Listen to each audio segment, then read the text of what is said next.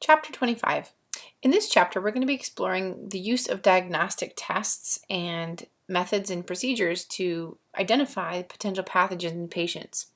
Our higher order learning outcomes for this chapter are to be able to use a chart of data to create a problem-solving algorithm, and we'll show some examples of those as we go through this chapter. Be able to diagnose a patient with test results and the use of an algorithm. So really think about what kinds of samples would we need from that patient, what tests would we likely want to run for that patient. So we'll be talking about how to make those kinds of decisions in this chapter. And then our third higher order outcome is thinking about analyzing genomic data to help identify a bacteria. So we'll learn about how PCR and genetic analysis can help us identify pathogens much more rapidly than previously done. Okay. In our opening case study, we have Jean, who is a 63-year-old woman, and she's elderly, and she's been suffering from disorientation and confusion, and she's been a little bit dizzy. So her husband has rushed her to the emergency room, and they're concerned that she might have a stroke. So they do a pretty thorough examination and realize she doesn't really have any signs of unilateral weakness, so weakness on only one side. And the nurse notices that as they check her catheter, her urine bag, that her urine is a little bit cloudy. The nurse immediately then orders a clean urine sample, and they look at it under the microscope and realize that there are high levels of white blood cells. Using a rapid diagnostic test, or a rapid test that gives us some information into that urine in a dipstick form, we can see that this patient has higher nitrate levels and has white blood cells present, indicating that she has a bacterial infection. So they immediately suspect a urinary tract infection for this patient, and we know that especially in elderly patients, UTIs can cause confusion and disorientation and even sometimes aggression.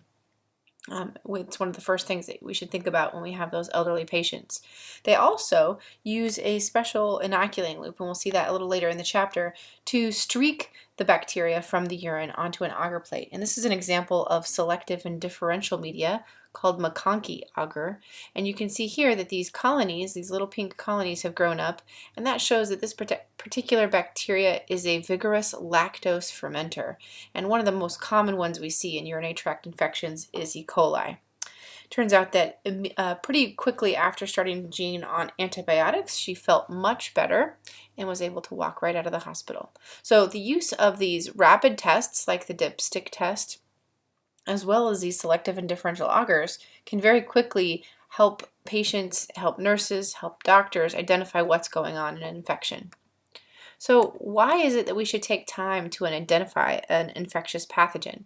So imagine for a second that all three of these babies have diarrhea and they're all at the same daycare. It may be that they all go home and they all see different doctors. And so each of the pediatricians that sees one of these babies only sees one case of diarrhea. And so it's really hard to figure out whether or not this is an outbreak, whether this is a contagious problem or not. So one of the main reasons why it can be important to identify the actual organism is for public health monitoring. We want to know how many cases of Shigella happen. If each one of those pediatricians for these babies reports this rotavirus infection, let's say this diarrheal illness, to the public health department then says, oh, hey, look, we have a rotavirus outbreak at this one particular daycare. So sometimes we identify an agent that might be involved in an outbreak to help monitor public health. We can also use this data to help track down that index case and control outbreaks. So obviously a diarrheal illness maybe isn't the biggest kind of outbreak we could think of, but it's really important to be able to track down that index case and monitor all those situations in the case of an Ebola outbreak or in the case of a pertussis outbreak here in the United States. It can also be important to identify the pathogen because of antibiotic resistance. So we want to be able to treat pathogens very quickly and effectively. And if we use the wrong antibiotic or we use a broad spectrum antibiotic, we can take the chance of increasing the resistance that bacteria has. We select for only the bacteria that are resistant to the antibiotics. So making a really wise choice about how we use antibiotics can be really important in preventing antibiotic resistance. So that might be a really important reason why we identify a pathogen. And then some diseases have serious side complications or secondary complications. So for example, it's really important to know whether somebody has Streptococcus pyogenes or strep throat, because that particular illness can lead, if untreated, it can lead to rheumatic fever, which can cause damage to the heart valves. So there are some pathogens that we really want to know whether somebody has that infection, because they may have other complications that we'll also have to watch for. Now, it's true that most of the time when we go to the doctor with an infectious disease, we likely don't have the pathogen that we are sick with identified. They don't take the time to culture it or identify it using PCR or any of the other methods that we'll hear about in this chapter. But there are some really important reasons, and that's kind of what I want to emphasize in section 25.1. Okay. So here are some of the identification procedures that we use. So for diphtheria, for example, we take material from the nose and throat. For pertussis, we take nasopharyngeal secretions or sputum. For listeria, we take blood and spinal fluid. For plague, we take blood samples, oftentimes serum samples. So these are some examples of different ways that we can diagnose patients and the kinds of materials that we use for those different diseases. So you'll notice that for each kind of disease, the method of diagnosing it may be slightly different. So what are some of those samples that we will identify? So here's a case of a 4-year-old little boy, Evan, who was admitted to the hospital because he had some pain in his rectum. So his parents couldn't really quite figure it out, but the kid was increasingly distressed and clearly had an infection going on. So he had a big swollen abscess right around his rectum. So nurses took a needle and aspirated some of the fluid out of that abscess and noticed that it was foul smelling and it was cloudy, indicating that there probably was a bacterial infection. Initially, when the nurse isolated this specimen, they put it into a regular specimen collection tube, which is exposed to oxygen. Nothing really happened. Nothing grew up from that particular sample, which kind of puzzled all the nurses and doctors because everything was really pointing to this being a bacterial infection. So when they went back and collected another sample, they made sure to use a special container like this one, where you can take the swab and collect the sample. So here's the sterile swab. You collect the sample. When you push the sample back in, you can drop this little test tube, which contains the catalyst at the bottom, into a special chemical solution that removes the oxygen from this test tube. So we can incubate this sample in anaerobic conditions. And in the case of a bacterial infection that's nearby the gastrointestinal tract, we should always be mindful that maybe it's an anaerobic growing bacteria. And turns out that this particular bacteria, Bacteroides fragilis, is commonly found in the gastrointestinal tract and is anaerobic. So that first sample they took, they couldn't really grow it properly because they didn't grow it with the right oxygen conditions. But once they used the right collection method, they could then grow that specimen. So it's really important when we think about how do we collect these different kinds of cultures and specimens from patients, that they're collected properly and that we have to be mindful of what we potentially might be looking for, because it may be an anaerobic pathogen or it may be a pathogen that requires really specific growth conditions. So in section 25.2, we're going to think about some types of cultures that we collect. So we often will collect blood through venipuncture. It's important in those cases to make sure to be able to differentiate between normal skin pathogens or normal skin microflora and things that are actually found in the blood when we do that. Often in clinical laboratories, there are giant machines like this one that help watch for pathogens that are growing in the blood and immediately send an alert to the technicians to check those samples out. We're also really good at collecting cerebrospinal fluid. So this is the fluid that is flowing around our central nervous system. And this is one we collect when we suspect something like meningitis. So here is a picture of Neisseria meningitidis, these diplococci that are found in the central spinal fluid. Urine, we already had our opening case study where we learned about how the importance of culturing urine. And so this particular kind of inoculating loop, when it's dipped into a urine sample, it collects a very specific volume in this loop here. And that loop then is streaked onto the agar plate in a certain fashion You can see here it's streaked down and then back and forth all across. And you can count the number of colonies on this plate and get a rough estimate for how many bacteria per milliliter were in that urine sample. Again, because we've calibrated the volume in that loop. So that's another common culture that we'll collect. Other cultures that we collect are the fluid cultures of the different joints and different spaces, so pleural, synovial, peritoneal fluid cultures. So those are the things we could use for abscesses or aspirations in those sites that have fluid in them.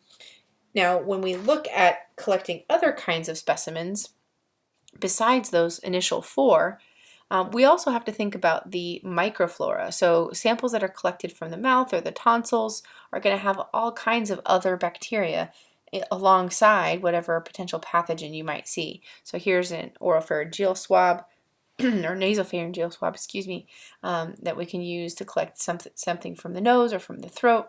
And when we swab these samples, we have to use those selective and differential medias to really find what we want. Other samples that we might collect that have lots of normal microbiota, obviously any stool sample, and here's a naropharynx, any sputum sample we might want to collect can be really important for that as well. So when we think about pathogens, it's really important to think about what kind of sample we're collecting, and do we need to use special methods to collect it because it has a lot of microbiota involved. So here's a sputum collection chamber. So when we're concerned about aerosol transmission, so somebody is potentially infectious, we don't necessarily want them to try intentionally to cough things up and create more aerosols. So this particular chamber is designed to clean the air and prevent any aerosols from escaping, while the patient can also collect that sputum sample. Here's an example of a pathogen that we might want to really keep mind of. This is Mycobacterium tuberculosis, and this is the acid-fast stain. So this is a sample that we would want to collect from sputum if somebody has this particular pathogen. Okay, in 25.3, section 25.3, we're going to be introduced to the idea of problem-solving algorithms. So what kind of, how do we make a decision based on all of the different test information that we have? And so we're going to introduce you to some of the biochemical tests that we use to identify pathogens, and then look at these algorithms that help us make decisions based on those test results. So it's basically like getting to play sort of disease detective. So in case number 3, we have Cindy, a 38-year-old woman with no significant medical history, comes to the emergency department. She's got a sore throat, she's got joint pain and muscle pain and fever, she's had a headache and neck stiffness, she's been vomiting, she has no real prior history, her CSF fluid was collected and it appeared cloudy. She had white blood cells, her glucose was a little bit low, and protein level was a little bit low. So there's a lot of potential pathogens that we might want to consider for this particular kind of patient. She's got lots of different things that seem to be going on. And so we want to run a bunch of tests, but then we have to be able to analyze those tests in a systematic way to get to an answer very quickly. So let's think about some of the tests that we run. This is an agar plate, and it's filled with something called chocolate agar. So chocolate agar is blood agar, but the blood cells have been lysed. So this agar is really nutrient rich. It has a lot of iron in it, and pathogens that survive really well in the bloodstream or in nutrient-rich parts of the body tend to grow really well on this chocolate agar. So here's an example of Neisseria gonorrhea. So Neisseria species love this chocolate agar. They grow really well on this agar. Interestingly, these bacteria can't actually lyse the red blood cells. So if you grow these organisms on just plain blood agar, they can't use the iron inside the blood cells because they can't lyse them. So they'll grow on chocolate agar, but they won't necessarily grow on blood agar. Another media that we tend to use is Hectoin agar, which is a selective and differential media. This media contains lactose and bile salts, and so it's selective for gram-negative. So this is an agar media that we'll use oftentimes when we think about looking for an intestinal pathogen. So one that's likely to be gram-negative. It can survive in bacteria that can survive in bile salts. So those are the harsh conditions in the gastrointestinal tract. Now, it's likely to not grow any gram-positive organisms on this agar, and so when the agar organisms do grow up, we know that they're probably gram-negative, and we can also look at whether or not they ferment lactose. So here, this is E. coli grown on this Hectoan agar. So you can see the original green color. E. coli on this agar turns bright orange because of its ability to produce a lot of acid when it does its lactose fermentation. Another species of gastrointestinal pathogen, Salmonella, when it's grown on Hectoan agar, it actually changes, it uses a peptone, creates fermentation of a peptone, and causes the media to change to a blue color because of the pH indicators, and it also reduces sulfur, and so the colonies themselves look a little bit black.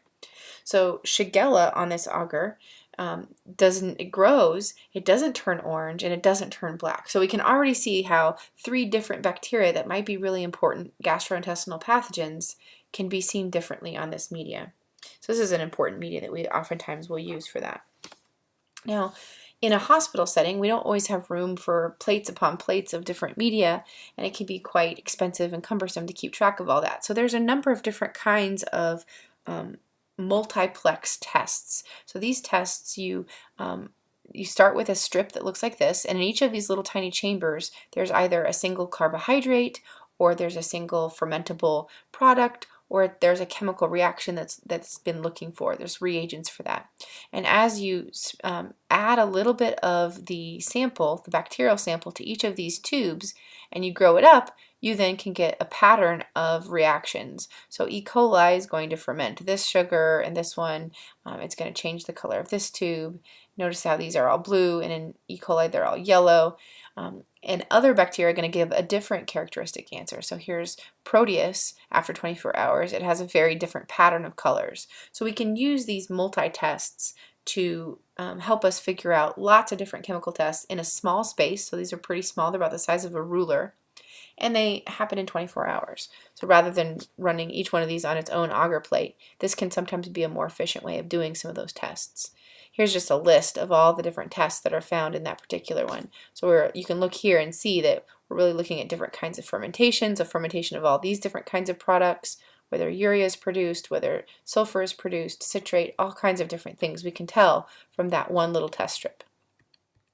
Okay, so once we have all these test results, how do we go about deciding from all that data which kinds of tests we should look at first? So this is an example of a problem-solving algorithm that we'll use, and it's one of the examples that's listed in your study guide, and you can see how they put tests that are more definitive and more confident at the top, and tests that might be a little bit trickier to interpret or that might have variable results at the bottom.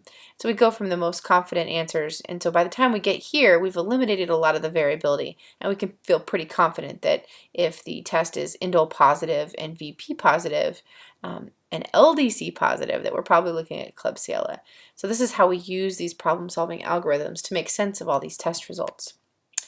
Many cases we have machines that can do this now. So here's an example of a test plate where you can, instead of just one strip, you can run a number of different tests on a single plate, and you can even inoculate it sort of with an automated system. So this particular machine right here, you put in the bacterial sample and it delivers the same amount of bacterial cells to every well of this plate. And then you put this plate into this machine and the machine pops out an answer for you. So oftentimes these plates, the disadvantage is that they're expensive and they take time to grow. But the advantage is you run a lot of different tests, you get a lot of different answers, and even in many cases a computer can tell you how to interpret those data. Okay, so here's another example of different kinds of selective and differential medias that we're going to use. This one in this case is used to identify Haemophilus influenzae bacteria. Here's the oxidase test, so that chocolate agar that we just looked at. We can see that we can run a test called the oxidase test to see whether bacteria can utilize cytochrome C oxidase. And in this case, the sample is positive. So lots of different kinds of tests, where how they grow on different agars, what their gram stain characteristic is, some tests that are immediate like the catalase test, and tests that require growth. We can combine all these things to look at the test results. So this particular problem-solving algorithm is designed to look at those gram-positive organisms, and the catalase test becomes really important for that one. And then how the bacteria can utilize blood in blood agar also becomes important. Okay.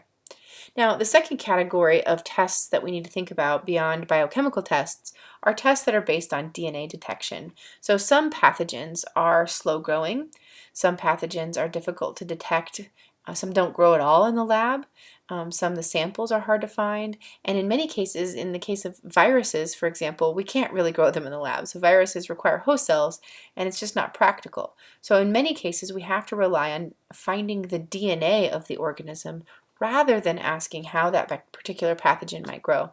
So you see the first one here is detecting HIV, which is a virus. The other ones, though, the Bordetella, Borrelia rickettsia, these are very difficult organisms to grow in the lab. Ehrlichia, they oftentimes are intracellular bacteria, so they can be very difficult to grow. Mycobacterium is easy to grow, but it takes a really long time. It's a slow-growing organism. And so in those cases, a DNA detection is actually a really helpful way of doing that. Now, there are 3 different kinds of PCR that we can use to detect things with DNA. The first kind is just sort of a standard PCR. So imagine just this first lane right here, where we're asking, is there one particular pathogen present? And if one band shows up, we detect one thing in our sample. We see one band, we sort of get a yes or no answer. So that would be just standard PCR, and that's the kind of PCR that we've talked about in previous chapters.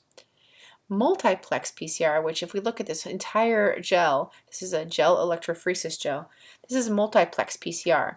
And you can see over here what could be a positive control. We have 1, 2, 3, 4 different bands being produced in this particular sample.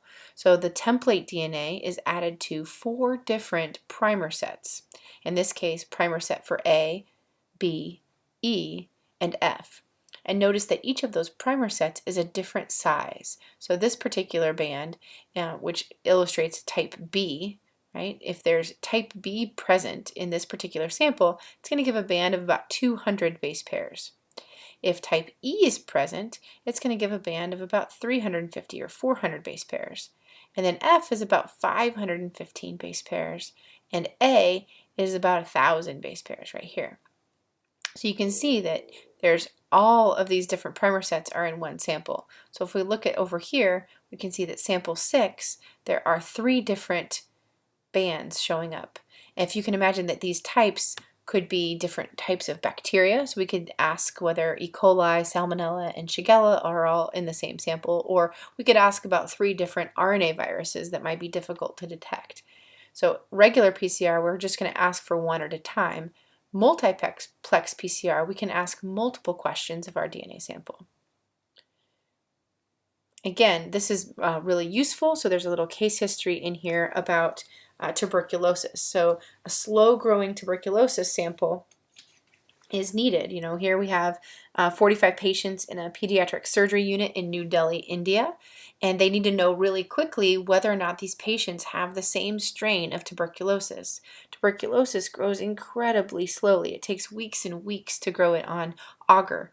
So using a DNA-based method, they can very quickly decide, yes, these 45 new cases are all the same strain of tuberculosis, and they can take public health measures much, much faster. In some cases, it's not just PCR. We can actually use a technique called restriction fragment length polymorphisms. And in that case, we take the DNA sample, and rather than doing PCR on it, we're going to use restriction enzymes. Remember from chapter 9 that restriction enzymes are enzymes that cut DNA at recognition sequences. So here is a sort of picture of that. So imagine this is a genome of the bacteria. In our example here, this is the genome of tuberculosis. And everywhere the little scissors are is a recognition site for the enzyme. So we cut this particular sequence of DNA and create all these little pieces. They run on a gel, right, based on their size. So the smallest pieces are going to run to the bottom of the gel. The largest pieces are going to stay near the top. Some of these pieces are able to be detected with a radioactive probe. Now, if the DNA sample is slightly different, these cut sites will also be slightly different because the restriction enzymes cut very specific sequences. So if the sequence is slightly different, the bands are slightly different. So you can see here that here are 2 samples of strain number 1, and you can see they have the same banding pattern. Over here there are 3 samples of strain 10, and it has a very different banding pattern. And you can see there's a bunch of different kinds of strains of tuberculosis here, and each one has its own unique barcode. And so this is an example of another DNA detection method called RFLP. So the two big DNA methods are PCR, and there's a number of different kinds of PCR, and RFLP. The last kind of PCR we haven't talked about. We talked about standard and we talked about multiplex, but this is an example of RT-PCR. So we can use reverse transcription to copy RNA. So this can be really helpful in binding viral RNA. We can also do quantitative PCR or real-time PCR. Real-time PCR uses the same mechanism. So there's a regular primer, there's a target DNA, but one of the primers has a fluorescent dye attached, right? So when the DNA gets elongated, this little fluorescent dye gets clipped off. So here's the Taq polymerase clipping off this little fluorescent dye, and there's a laser that measures that fluorescent signal. So as the DNA gets copied, every time a strand gets made, the fluorescent dye gets clipped and it gets sort of separated from this quenching dye, and we can detect that. And so we get a very quantitative number. So here in a PCR cycle, we know that one strand of DNA become 2, 2 become 4, 18, 16, 30. So it sort of logarithmically doubles. And by the time you get to 34 cycles, you have about 1.6 million, 16 million different pathogens here, right? Or that's not even right. It's a big number. Number of strands of DNA at the end. So here's like 1 million. So here we're at 1 billion different strands of DNA. And we can detect that using a laser. So here's this sort of fluorescent signal, the fluorescent unit. And as the sample goes along and those fluorescent dyes start to accumulate, you start to see sort of not a whole lot. And then we get this big leap in the amount of fluorescence, and we can detect that that has happened, and we can detect how much fluorescence is there, so we can know exactly how much DNA is in our sample, and that could be really useful. So 3 kinds of PCR and using restriction fragment lengths can be really helpful in finding those pathogens that are slow growing, that don't grow very well in the lab, or that are viral and cannot be grown in the lab at all. The last category of diagnostic tests that we want to talk about are our serological tests, or tests that use antibodies. So this particular figure is showing one of those tests called ELISA. It's an acronym for Enzyme-Linked Immunosorbent Assay. And in this test, they use a set of antibodies that bind to the pathogen. And one of the antibodies is linked to an enzyme. That enzyme can cause a color change. So we can get sort of a yes or no answer about whether a sample has the antigen we're looking for based on these antibodies binding. This ELISA process is pretty complicated, and there's a really great animation if you click on the figure for this in your textbook. So this is figure 25.20a, and there's a little animation link. So click on that and you can see how this exact antibody assay works. So using ELISAs are combinations of antibodies that cause a chemical reaction to cause a color change. We can use that process in lots of different ways. So here we see sort of a plate with a bunch of different samples, and each one has these reactions happening. They can be read in a plate reader like this one that detects that color change. But we can also see those antibodies being used in different rapid care tests that we'll look at in a minute. So sometimes the color change happens in a well, like here, and sometimes it happens on a filter paper and causes changes to show up, so say like a red line in a pregnancy test, for example. Okay, so the other thing that we can do with antibodies besides ELISAs is we can use fluorescence. So here is an example of, fluorescence antibodies being used to detect a sample of Legionella or Streptococcus. So here, instead of using the antibodies to cause a color change, here we link the antibody with a fluorescent dye, and we can use this in microscopy. Here's a picture, like I said, of Streptococcus. Here's one of Legionella that can be really important to see. So we can detect in the sample whether something is there. So if you have there might be lots of other bacteria in the background here, but the only ones that are lighting up are the ones that are bound to our antibody. And that's sort of the power of these fluorescence antibodies. If there's a lot of other things in the sample, so it's a sample that might be really complicated, we can light up just one of those samples and find out if it's present or not present. Okay. Last section talks about those point-of-care rapid diagnostic tests. And again, here we're using antibodies to do this. And it's sort of like the ELISA we just talked about. So we're going to drop the specimen off here. It's going to move through capillary action across. It's going to be picking up some of these antibodies as it goes. And if it's present, it's going to start binding and causing a color change to happen. Right? So here this particular test is looking at strep pneumoniae. There's lots of other things in that sample as well. We always include sort of a control line for something that should be there. So if it's supposed to be a urine sample, this might be a urea compound. Or if it's, in this case, a streptococcus, it might be some other sample that's going to give us a positive line.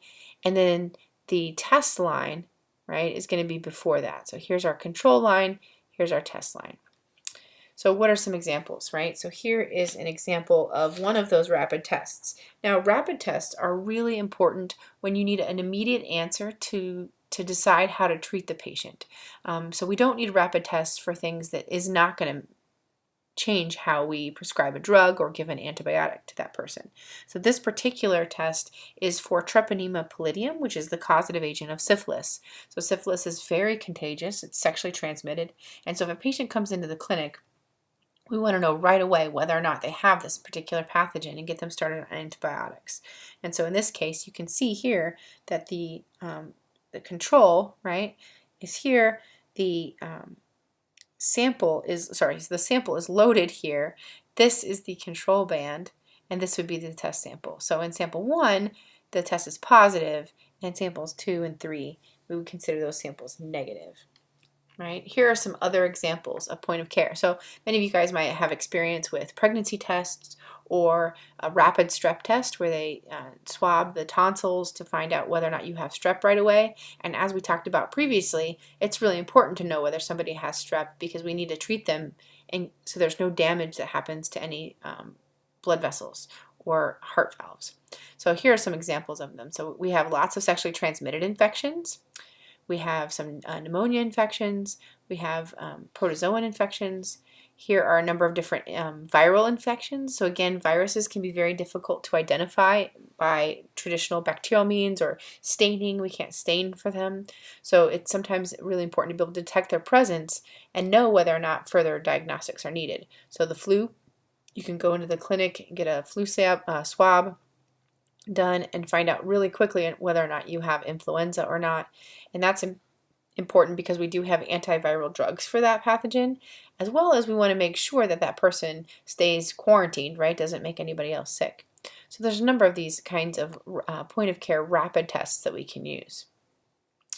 Here's another example of one. This is a brand new kinds of technology where they use DNA microarrays and they do PCR on these little tiny chips about the size of your credit card. So that's going to be the future of our rapid diagnostic testing, is basically DNA testing done with the simplicity of one of those, say, rapid strep tests. Okay, so in this chapter we've taken a tour of all the different ways that we can collect samples, that we can analyze samples, and we can start making decisions about how to diagnose patients.